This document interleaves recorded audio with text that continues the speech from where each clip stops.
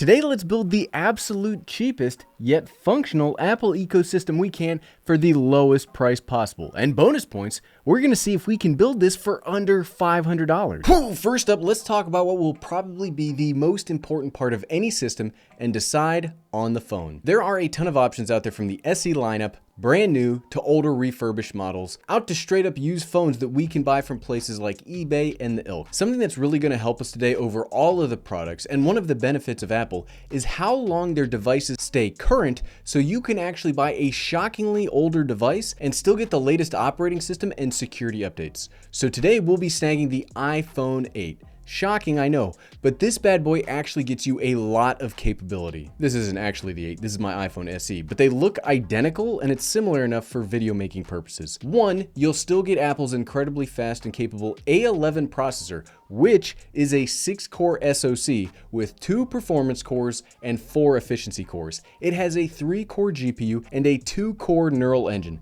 Sure, that's a little lighter than the current 4-core GPU and 16-core neural engine from the latest iPhones, but that A11 is wildly powerful even today.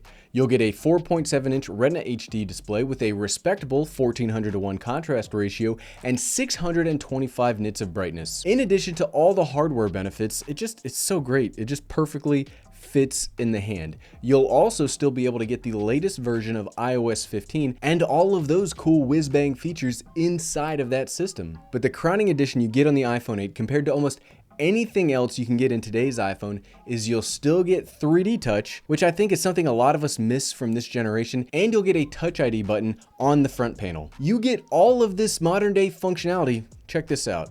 Let's go over here and look it up. iPhone 8. Look at this. You can get all of this for $159. Do you see that? Holy crap. I don't know that we're going to be able to top this deal throughout the rest of the video. That's fantastic. An iPhone for $150? That's...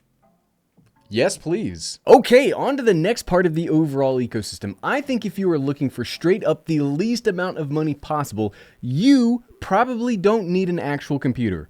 Personally, the only reason that I need a computer is because of all this YouTubing I do. Before I started making videos, I already did practically everything from my phone, and in the past 5 years, I assume that's gotten even easier. So I think the bronze behind this ecosystem can stay something light and nimble, like an iPad. Is it upside down? Oh, it's upside down. That would have been so much better. Like an iPad. We've seen me talk a lot about the standard iPads here, and we're going to stick with this. However, I'm not recommending the latest iPad for this cheapest ecosystem.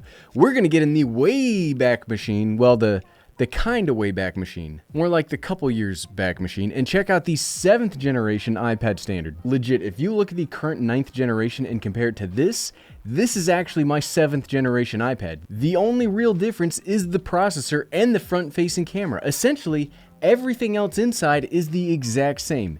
Inside here, you get the A10 Fusion chip with an embedded M10 coprocessor. This is a legitimately powerful tablet. Seriously, I don't know what they did, but Apple has found some actual magic on these chips that make them work better than they have any right to. You'll get 32 gigabytes of storage. You'll also get a 10.2-inch Retina display, 8 megapixel camera, a FaceTime HD camera, and check this out, a Touch ID home button. I mean, between the 9th generation and the 7th generation, could you tell a difference from here? If you said yes, you're wrong, because I had them swapped. I'm currently using my 7th generation as my teleprompter, and this is the 9th generation here. You will not miss out on anything going back a couple of years. Plus, much like the iPhone 8 from earlier, you'll still get the latest iPad OS features and neat things to do, which again, not to sound like a broken record, but is fantastic to see this from a mobile device maker. Something else that's really cool about this specific iPad in the future is if you do want more, there are keyboard cases that you can buy that work with its smart connector on the side, allowing for pretty close to laptop levels of use, but you spent like, what, 1/5 the cost of an actual laptop. Boom. We're going to deviate from the last purchase session because while Amazon found us the best deal on the iPhone, it's actually Apple's refurbished store that finds us the best deal on the iPad.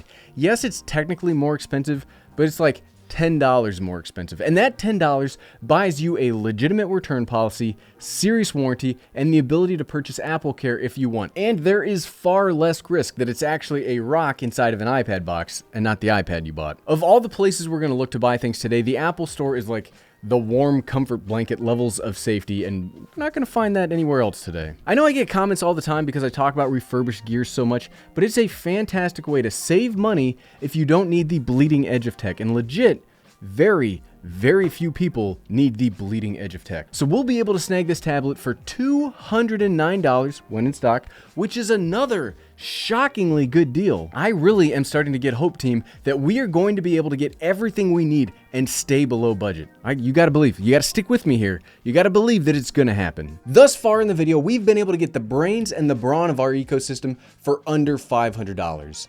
I don't know that we've been able to do that in any previous video so far on the channel, and I've been doing this for a lot of years. Sure, we could stop here, but as I've said lots of other times before, I do consider the Apple ecosystem to be better the more things you've got attached to it. So let's see how far we can stretch our remaining $138.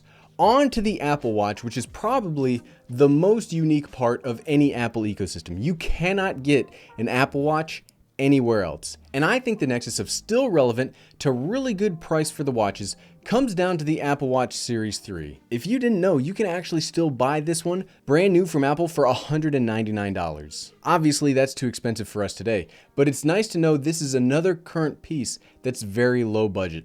This Apple Watch comes in at 42 or 38 millimeters in size. It has a little retina display. It's considered water resistant and swim proof, much like the more expensive and newer options. It does have that heart rate tracking and most of the cool fitness and health monitoring apps from the other options as well. It gets the same updates for the operating system and gets roughly the same battery life as the Apple Watch SE and the Apple Watch Series 7. It's straight up fantastic. Like I said a few seconds ago, you can actually buy this watch brand new from Apple for $199, which is probably the best deal in the smartwatch world, period. But this isn't a safe, no risk video. This is a high risk, high reward, edge your seats, just like action-packed blockbuster summer movie video. So we're again shifting around where we buy this, because even if we look on the Apple refurbished store, the Apple Watch Series 3 is $409? What, seriously? Like, that's legitimately crazy that it costs so much. Yes, it's a higher end version of it, but you can buy the Series 7 brand new for like $399, and even refurbished from Apple for $339. Okay, so Apple is out because that's crazy. Amazon is better, but it's still a little too rich for my, well, the ecosystem's blood, by being $150 for a renewed or refurbished option. So we're heading to the bowels of the internet today, and we're checking out eBay for more possible options. Apple Watch Series 3. Now, I do know eBay carries more risk than the other two, but it really doesn't have all that much more risk. As somebody that's sold on eBay and been scammed myself the other way, eBay will always take the buyer's side. So if somebody does send you a lemon or a rock, contact eBay and they will get you straightened out. It sucks being a seller because folks will say you didn't send anything, and even if you have picture proof, eBay will take the buyer side. So it's good for you trying to buy the cheapest tech, but it sucks for me trying to sell tech. Searching through actually sold variants, there is a pretty big difference between the watch options. So I won't go with like, this is the $31 because it was broken, a crack screen. We won't go with the lowest one because that's definitely an anomaly. But I think if we go through all of this, I think the best bet is to average the prices out to get a good rough estimate of costs. And I think it's safe to make a definitive statement that you could find a fully functioning Apple Watch Series 3 for about $70. I think that's a good price to say. $70 for all the stuff that we already talked about is up there with the iPhone Series 8 for how darn good a value is for what you are going to get. Team, I'm getting really excited here because I think we're actually going to be able to craft this entire ecosystem and stick to the budget. I mean, I started this video thinking, wow, that's a cool video title, but we might actually be able to make it. Okay, we're in the home stretch. Let's continue to be bold and see if we can add one more thing to this system without either breaking our budget or at least coming close to it. I love AirPods. That should come as no surprise to anybody that watches this channel that I think these darn things, they're probably my favorite headphones of all time. And I literally wear mine for hours a week running and for low volume white noise while I'm sleeping. I wear AirPods Pro for running, AirPods 3 while I'm sleeping. So it's not hyperbole to say that I use AirPods more than anything else I own. I don't mean more than tech, more than a chair. I mean more than my car, more than anything else. I use AirPods the most. There aren't really any specs to go through for the AirPods other than to say you'll still be able to do all of the cool connection things that you normally get with these.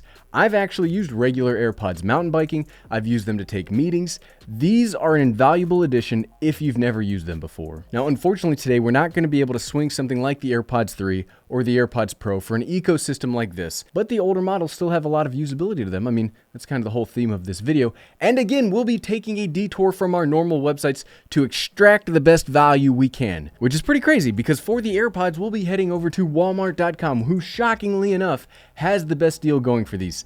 $79 for a refurbished set of AirPods is another amazing deal. We are stacking up fantastic deals today. I would also, when you get these in, make sure to clean them again because yes, it's a great deal monetarily, but somebody else probably wore them. I assumed this whole experiment would be over with the AirPods because unless it's a holiday season deal extravaganza, I didn't know that we'd be able to find them for this low. And this is a good point to do a quick aside and remind you that this might go even lower during the holiday season this year, so maybe we'll have to do a follow-up video then. And that brings us full circle to the entire ecosystem. We've got a current iPhone, a current iPad, a current Apple Watch, and even a set of AirPods, all for the grand total of about $517. Oof. Okay, oh, that hurts. We did end up breaking our budget a little bit, but not for that much. And we could probably have made it if we hadn't done that extra $10 for the iPad, but that peace of mind was worth budget breaking to me. I'm actually impressed and surprised, or I guess we'll call it imprised, that we were able to build a full ecosystem and do it for the cheapest that we've ever seen here on the channel. We've done $1,500 budget ecosystems before. We've even done under $1,000, but keeping it around $500 and not giving up all that much functionality blows my mind. For example, the cheapest single current MacBook Air we could get is $999 new or $849 refurbished, and we got all of this for less than that. And if you like this video, you should check out the one where we do actually go and try to find the cheapest MacBook Air, and you can find it by clicking right here. Click, click, click, click, click, click, click. Thanks for watching.